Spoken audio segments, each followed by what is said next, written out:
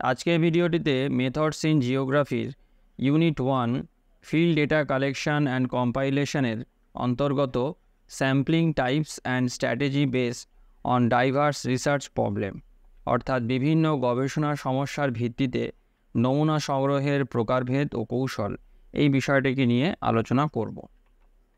সবার প্রথমেতে নমুনা বা স্যাম্পল কী বা কাকে বলে সেটি জানব। তো নমুনা বা স্যাম্পেলের সংজ্ঞাতে বলা হচ্ছে গবেষণার জন্য সম্পূর্ণ সমগ্রকের পরিবর্তে একটি নির্দিষ্ট ছোট গোষ্ঠী বা অংশ থেকে তথ্য সংগ্রহ করা। যেমন পশ্চিমবঙ্গের গ্রামের গড় সাক্ষরতার হার নির্ণয়ের জন্য রাজ্যের সব গ্রামের পরিবর্তে নমুনা রূপে কয়েকটি গ্রামের সাক্ষরতার হার নেওয়া। তো সংজ্ঞাটিকে এবার আমরা বুঝে নিই। দেখো, এখানেতে এই নমুনা বা স্যাম্পেল কি এটি বোঝার আগে আরেকটি বিষয় আমাদেরকে জানতে হবে, যেটি হচ্ছে সমগ্রক বা যেটাকে ইংরেজিতে আমরা বলি পপুলেশন। তো এই বিষয়টি স্ট্যাটিস্টিক্স অর্থাৎ রাশিবিজ্ঞানের সঙ্গে সম্পর্কযুক্ত। এখানেতে পপুলেশন বলতে আমরা ধরে নিই যে জনসংখ্যা, কিন্তু স্ট্যাটিস্টিক্সে পপুলেশন বলতে জনসংখ্যাকে বোঝানো হয় না, বোঝানো হয় সমগ্রককে। তো এই সমগ্রক বিষয়টি কি সেটি আগে জেনে নিই। দেখো, সমগ্রকের সংজ্ঞাতে যেটা বলা হয় বা সমগ্রক বলতে কি বোঝায় সেটা হচ্ছে যে তথ্য সংগ্রহের জন্য অনুসন্ধান ক্ষেত্রে উপস্থিত সমস্ত ব্যক্তি, বস্তু বা পদের সমষ্টিকে সমগ্রক বলা হয়। যেমন ধরো যে ছাত্রদের উচ্চতা পরিমাপের জন্য কোনো কলেজের ছাত্র সমষ্টি হলো সমগ্রক, অর্থাৎ সম্পূর্ণ যে বিষয়টা সেটাকেই কিন্তু সমগ্রককে বলা হয়। মানে সেটা কোনো ব্যক্তি হতে পারে, মানে সমস্ত ব্যক্তি, কোনো একটা জায়গার সমস্ত ব্যক্তি হতে পারে, কোনো বস্তু হতে পারে, বা কোনো পদের সমষ্টিও হতে পারে।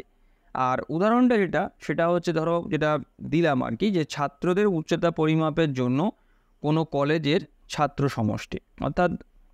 অর্থাৎ আমি যদি কোনো কলেজে যাই এবং আমি যদি একটা সার্ভে করার চেষ্টা করি, যেখানেতে আমার উদ্দেশ্য হচ্ছে যে এই যে কলেজে যে সমস্ত যে ছাত্রছাত্রীরা যারা রয়েছে তাদের গড় উচ্চতা কত। তো সেটার জন্য আমাকে কি করতে হবে, সমস্ত কলেজের যে প্রত্যেকটা ক্লাস রয়েছে প্রত্যেকটা ক্লাসেতে প্রত্যেকটা ছাত্রছাত্রীর উচ্চতাকে আমাকে প্রথমেতে মাপতে হবে এবং সেই তথ্যটাকে আমাকে নথিবদ্ধ করতে হবে। তো এই যে আমি একটা কলেজের সমস্ত যে ছাত্রছাত্রীকে আমার সার্ভের মধ্যে নিয়ে আসলাম, তো এই যে সমস্ত যে ছাত্রছাত্রীকে যে নিয়ে আসাটা সেটাকে বলা হচ্ছে সমগ্রক বা পপুলেশন, অর্থাৎ পুরো বিষয়টাকে যখন নিয়ে আসা হয়, তো এটা হচ্ছে সমগ্রক। এবারেতে আমরা স্যাম্পল বিষয়টাকে বুঝব। তো আবার আমি একটু সংজ্ঞাটা বলি যে দেখো, গবেষণার জন্য সম্পূর্ণ সমগ্রকের পরিবর্তে একটি নির্দিষ্ট ছোট গোষ্ঠী বা অংশ থেকে তথ্য সংগ্রহ করা। যেমন ধরো যে পশ্চিমবঙ্গের গ্রামের গড় সাক্ষরতার হার নির্ণয়ের জন্য রাজ্যের সব গ্রামের পরিবর্তে নমুনা রূপে কয়েকটি গ্রামের সাক্ষরতার হার নেওয়া। এবারেতে ধরো আমি একটা এমন সার্ভে করছি যে সার্ভেটাতে আমার উদ্দেশ্য হচ্ছে যে পশ্চিমবঙ্গের সাক্ষরতা, গ্রামের সাক্ষরতার হার কত।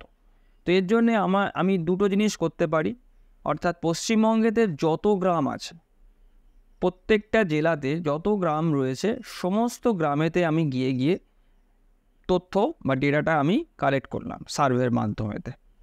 এবং যখন আমি পশ্চিমবঙ্গের সমস্ত গ্রামকে যখন আমার সার্ভের মধ্যে নিয়ে আসলাম, তখন সেই সমস্ত গ্রামকে আমি সমগ্রক হিসেবে ধরছি, এটাকে আমরা পপুলেশন বলতে পারি। কিন্তু যে দেখা যায় যে সমস্ত গ্রামেতে গিয়ে তথ্য সংগ্রহ করা সবসময় সম্ভব হয়ে ওঠে না এবং সেটাতে সময় এবং খরচ প্রচুর লাগে। তো সেই জন্যে আমরা কি করলাম, যে উল্লেখযোগ্য কিছু গ্রামকে আমি প্রথমে নির্বাচন করে নিলাম এবং সেই গ্রামের সাক্ষরতার হার আমি নির্ণয় করলাম।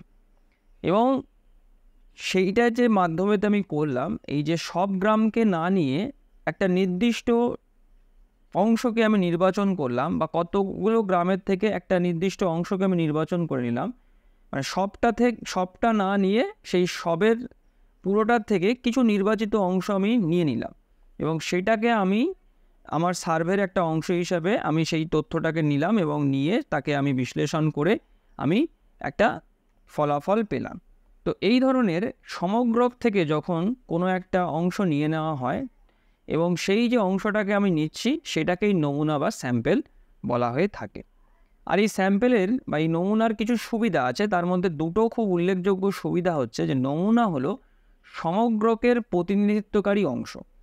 অর্থাৎ অনেক সময় যেটা হয় যে পুরো সমগ্রকে আমি আমার সার্ভের মধ্যে নিয়ে আসতে পারি না, সম্ভব হয় না, সেক্ষেত্রে আমি সমগ্রকের কিছু নির্বাচিত অংশকে আমি নমুনা হিসেবেতে তার তথ্যটাকে আমি কালেক্ট করলাম।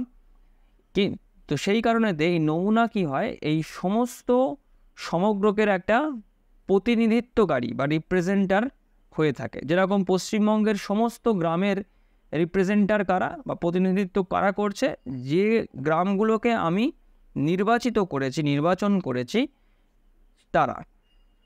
আর একটা সুবিধা হচ্ছে যে গবেষণার নমুনার মাধ্যমে সময়, খরচ এবং প্রক্রিয়ার জটিলতা হ্রাস করা সম্ভব। তো অনেক সময় যেটা আমি বললাম যে সময় লাগে বেশি, সমগ্রকে সম্পূর্ণ নিয়ে যদি সার্ভে করা হয় তাহলে সময় লাগে, খরচ লাগে। সেক্ষেত্রে নমুনার মাধ্যমেতে যদি আমি সার্ভেটাকে কমপ্লিট করি সেক্ষেত্রে সময় এবং খরচ দুটোই কিন্তু কম লাগে।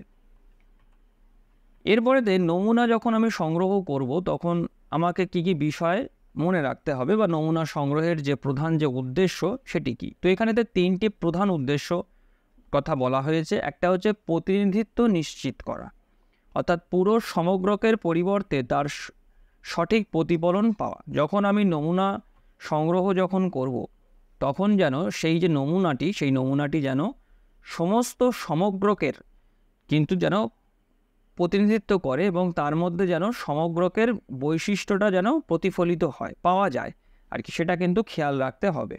কারণ আমি যেহেতু পুরো সমগ্রকে সার্ভের মধ্যে নিয়ে আসতে পারছি না, সেই সমগ্রকের কিছু নির্বাচিত অংশকে আমি নমুনা হিসাবেতে সার্ভেটা করছি। সেই কারণেতে সেই নির্বাচিত যে আমার নমুনাটি, সেই নমুনার মাধ্যমেতে যাতে আমি পুরো সমগ্রকের বৈশিষ্ট্যকে আমি যাতে জানতে পারি, তার তথ্যটা যাতে পেতে পারি, সেটার প্রতিফলন যেন নমুনাতে যেন থাকে। মানে সমগ্রকের পরিবর্তে তার সঠিক প্রতিফলন যেন তার নমুনাতে যেন পাওয়া যায়, এইটা। দ্বিতীয় হচ্ছে তথ্য বিশ্লেষণ।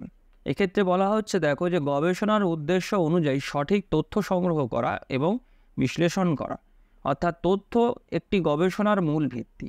সেক্ষেত্রে তুমি সমগ্রকের তথ্যকে তুমি সংগ্রহ করো কিংবা সেই সমগ্রকের কিছু নমুনাকে তুমি নমুনার তথ্য তুমি সংগ্রহ করো, যাই করো না কেন গবেষণার উদ্দেশ্য অনুযায়ী সেটা কিন্তু সঠিক হতে হবে। নমুনা সংগ্রহ করার ক্ষেত্রেও কিন্তু সঠিক নমুনা সংগ্রহ কিন্তু করতে হবে, সেটিও কিন্তু মনে রাখতে হবে এবং তার কিন্তু সঠিক বিশ্লেষণও করতে হবে যাতে ফলাফলটা ঠিক হয়। তারপরে সময় ও খরচ হ্রাস। পুরো সমগ্রকের উপর গবেষণা চালানোর পরিবর্তে কম সময় ও খরচে নির্ভরযোগ্য ফলাফল পাওয়া যায়। এটাও কিন্তু নমুনা সংগ্রহের একটা অন্যতম উদ্দেশ্য, যে সময় এবং খরচ দুটোই কিন্তু অনেকটা কম লাগে। কারণ পুরো সমগ্রকে যদি গবেষণার মধ্যে নিয়ে আসা হয় সেক্ষেত্রে দেখা যায় যে সময় খরচ বেশি লাগে। সেই জন্য আমরা নমুনা সংগ্রহের মাধ্যমে, সেই সমগ্রকের নমুনা সংগ্রহের মাধ্যমেতে যদি গবেষণাটি চালাই তাহলে সেই গবেষণার সময় এবং খরচ দুটোই কিন্তু কম হবে। এরপরে দেখো নমুনা সংগ্রহের প্রকারভেদ। তো এখানেতে দুটো প্রধান প্রকারভেদ নিয়ে আলোচনা করা হয়েছে। প্রথমটা হচ্ছে প্রবাবিলিটি নমুনা। তো এখানেতে কি বলা হচ্ছে দেখো যে এখানেতে সমগ্রকের প্রতিটি সদস্যের গবেষণার নমুনা হিসেবে নির্বাচিত হওয়ার সমান সুযোগ থাকে। যেক্ষেত্রে প্রবাবিলিটি নমুনা সংগ্রহ করা হয়, প্রবাবিলিটি স্যাম্পলিং যে ক্ষেত্রে করা হয়, তো সেখানেতে কি হয় যে এখানেতে সমগ্রকের প্রতিটি সদস্য, একটা সমগ্রকের যে পুরো যে সংখ্যাটি রয়েছে সেই পুরো সংখ্যার যে প্রত্যেকটি বস্তু বা ব্যক্তি যাই হোক তাকে কিন্তু গবেষণার নমুনা হিসেবে নির্বাচিত হওয়ার সমান সুযোগ থাকে। মানে কোনো পক্ষপাতিত্ব এখানেতে করা হয় না। বিশেষত যে র্যান্ডম স্যাম্পলিং যেটা আমরা করে থাকি, সেই র্যান্ডম স্যাম্পলিং কিন্তু এই প্রবাবিলিটি নমুনার মধ্যে পড়ে থাকে। অর্থাৎ সবাইয়ের সমান সুযোগ থাকে, একটা র্যান্ডমভাবে আমরা সিলেকশন করে নিই কোনো রকম পক্ষপাতিত্ব না করে সমগ্রকের মধ্যে থেকে, এটা একটা। আর একটা আছে নন প্রবাবিলিটি নমুনা। বা নন প্রবাবিলিটি স্যাম্পলিং, এক্ষেত্রে কী হয়, এই পদ্ধতিতে সমগ্রকের প্রত্যেক সদস্যের নির্বাচিত হওয়ার সম্ভাবনার সমান নয়, অর্থাৎ সম্পূর্ণ প্রবাবিলিটির উল্টোটা। অর্থাৎ এক্ষেত্রে কিন্তু সমগ্রকের থেকে তো আমরা নমুনাটা সংগ্রহ করছি, এবং সেক্ষেত্রে আমরা এখানেতে একটা কন্ডিশান দেখে নিই, শর্ত দেখে নিই, বা আমরা একটা নির্বাচন করি যে কোন কোন জায়গা থেকে বা কোন কোন ক্ষেত্রগুলো থেকে নমুনাকে সিলেকশন করলে আমি সঠিক তথ্যটা পেতে পারি। তো এক্ষেত্রে একটা মানে সিলেকশনের ব্যাপার থাকে, যে কারণেতেই কিন্তু সমগ্রকের প্রত্যেকটি সদস্য কিন্তু নির্বাচিত হওয়ার এই ধরনের যে প্রবাবিলিটি নন প্রবাবিলিটি স্যাম্পলিং যেটা আছে, সেক্ষেত্রে কিন্তু প্রত্যেক সদস্যের নির্বাচিত হওয়ার সম্ভাবনা কিন্তু সমান নয়, হতেও পারে নাও হতে পারে। তো এই ক্ষেত্রে দেখো, এই যে সুবিধামূলক যে সমস্ত নমুনা হয়, সুবিধামূলক নমুনা যেগুলো রয়েছে বা উদ্দেশ্যপূর্ণ যে নমুনা সংগ্রহ করা যেটা হয়, সেগুলো কিন্তু এই নন প্রবাবিলিটি নমুনা, মানে একটা নির্দিষ্ট সুবিধাকে নির্বাচন করে আমরা করে থাকি, বা একটা উদ্দেশ্যকে বাস্তবায়িত করার জন্য আমরা সমগ্রকের কিছু নির্বাচিত অংশকে নমুনা হিসেবে সংগ্রহ করে থাকি। এরপরেতে দেখো যেটা বলা হচ্ছে যে প্রবাবিলিটি নমুনার ধরন। তো এখানেতে ধরনগুলো দেখো, এখানেতে সাধারণ র্যান্ডাম নমুনা আছে, যে সিম্পল র্যান্ডম স্যাম্পলিংয়ের মাধ্যমেতে করা হয়ে থাকে, যে প্রত্যেক সদস্যের সমান সম্ভাবনা থাকে নির্বাচিত হওয়ার। আবার স্তরীকৃত নমুনা, যেটাকে স্ট্র্যাটিফাইড স্যাম্পলিং বলে, যেখানেতে সমগ্রকে বিভিন্ন শ্রেণীতে ভাগ করা হয় এবং প্রতিটি শ্রেণী থেকে নমুনা নেওয়া হয়ে থাকে। একটা ক্লাস ডিফাইন করে দেওয়া হয়, যে ক্লাসগুলো থেকে নমুনা সংগ্রহ করা হয়। যেরকম ধরো আমি একটু যদি উদাহরণ দিই, সেক্ষেত্রে দেখো যে যেরকম ধরো যেটা শুরুতে যে উদাহরণটা আমি বললাম, যে কলেজের সমস্ত ছাত্রছাত্রীকে ধরো আমি নমুনার মধ্যে নিয়ে আসছি, মানে সমগ্রকটা পুরোটাকেই আমি ধরো নিচ্ছি।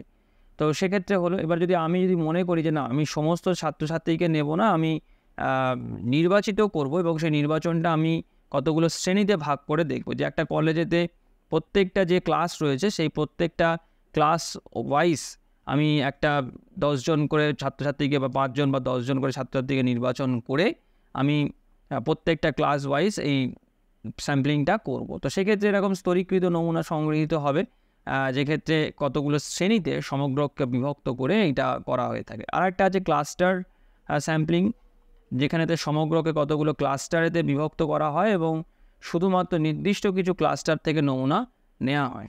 মানে স্তরীকৃত বা যেটাতে কী হয়, স্ট্র্যাটিফাইডের ক্ষেত্রে আমি যে কটা শ্রেণীতে ভাগ করলাম, সমগ্রকে যে শ্রেণীতে ভাগ করলাম, এবং প্রতিটি শ্রেণী থেকে নমুনা নেওয়া হয়।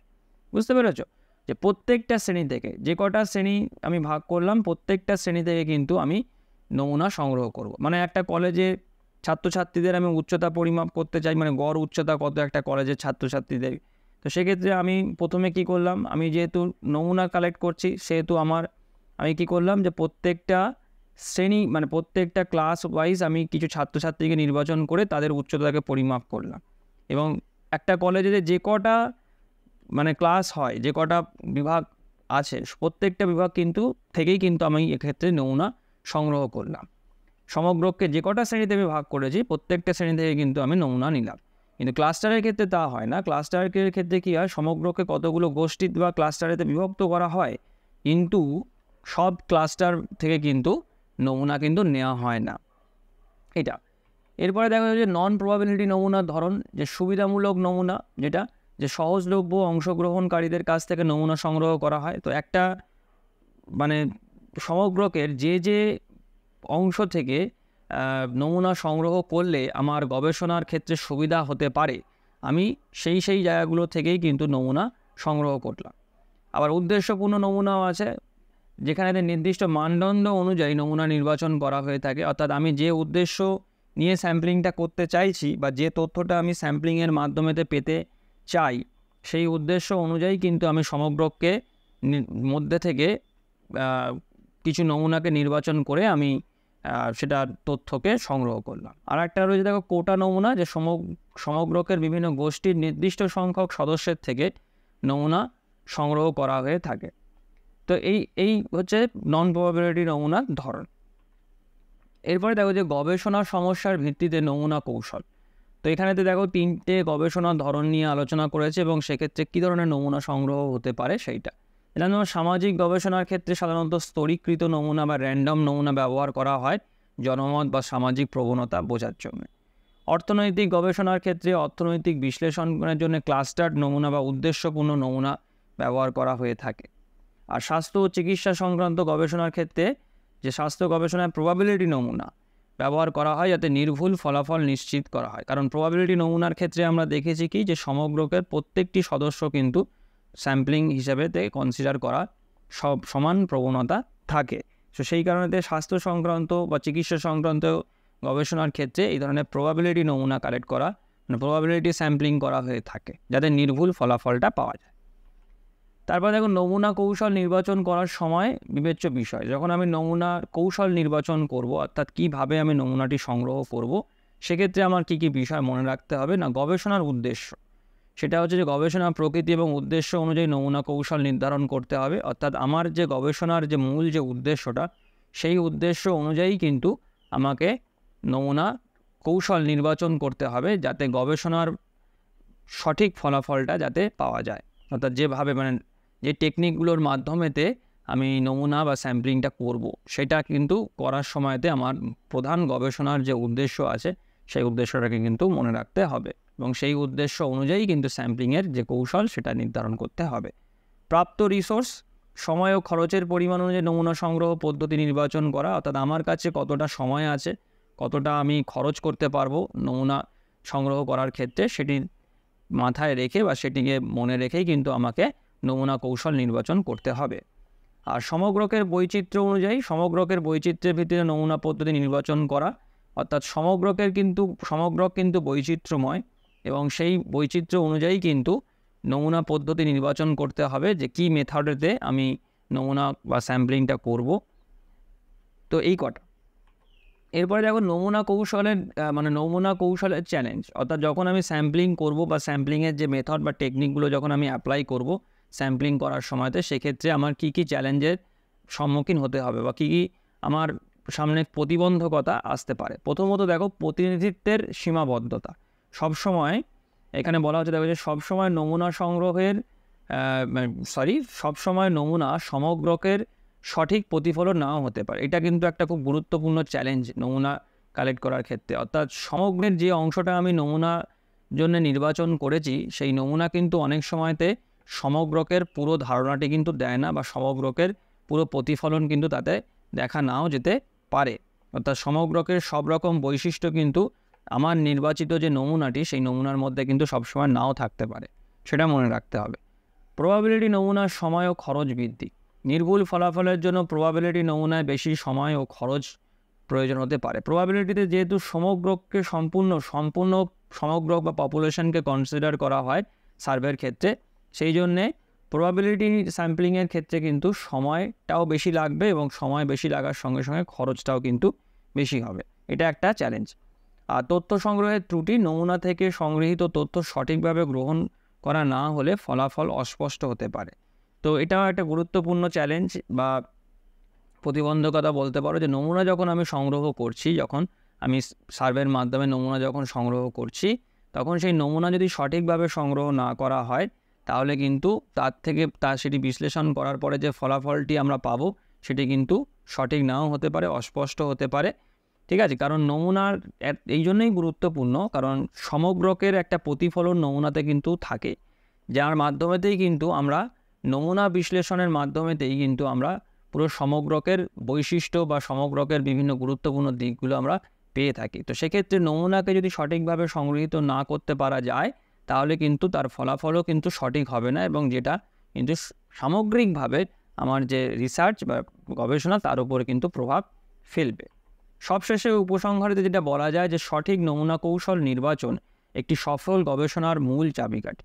তো এটা নিঃসন্দেহে বলা যায় যে কোনো গবেষণার ক্ষেত্রে যখন আমরা সার্ভে করি তখন সার্ভের যে কৌশলগুলোকে আমরা নির্বাচন করি তার সঙ্গে সঙ্গে কিভাবে আমরা সার্ভে করব এবং নমুনা সংগ্রহ করব তারও কৌশল নির্বাচন করতে হয়। তো সেটা কিন্তু নিঃসন্দেহে একটা গবেষণার মূল চাবিকাঠি বা সফলতার কিন্তু একটা মূল চাবিকাঠি। সঠিক নমুনা কৌশল নির্বাচন করতে পারলে তার রেজাল্টটাও কিন্তু খুব ভালো দেবে। তো দেখো এখানে দুটো কথা বলা হয়েছে যে গবেষণার সমস্যার ভিত্তিতে সঠিক নমুনা কৌশল নির্বাচন করলে নির্ভুল ফলাফল পাওয়া যায়। অর্থাৎ নমুনার কৌশলের দিকে যদি আমার কোনো রকম সমস্যা বা ত্রুটি না থাকে, সেই জন্যই কিন্তু পাইলট সার্ভে একটা করা হয়ে থাকে, যে সমস্ত ভুল ত্রুটিগুলো আছে সেইগুলোকে যাতে আগে থাকতেই শুধরে নেওয়া যায়, যাতে এই মূল যে প্রাইমারি সার্ভে বা স্যাম্পলিং করার সময়তে যাতে কোনো রকম যতটা নির্ভুল করতে পারা যায়। তো যদি নির্ভুলভাবে আমি নমুনা সংগ্রহ করি, নমুনা সংগ্রহের কৌশলকে যদি নির্বাচন করি, কারণ নমুনা কৌশল নির্বাচনটা গুরুত্বপূর্ণ এই কারণেতেই, যদি সঠিক নমুনা কৌশল আমি নির্বাচন করি তাহলে আমি সঠিকভাবে কিন্তু নমুনাটাও কিন্তু আমি ফিল্ড থেকে সংগ্রহ করতে পারবো, ডেটাটাও কিন্তু আমার সঠিকভাবে সংগৃহীত হবে এবং বিশ্লেষণও যদি আমি সঠিকভাবে করি তাহলে অবশ্যই কিন্তু নির্ভুল ফলাফল পাওয়া যাবে, যেটি আমার গবেষণাকে আরও বেশি কিন্তু তোমার গ্রহণযোগ্য করবে।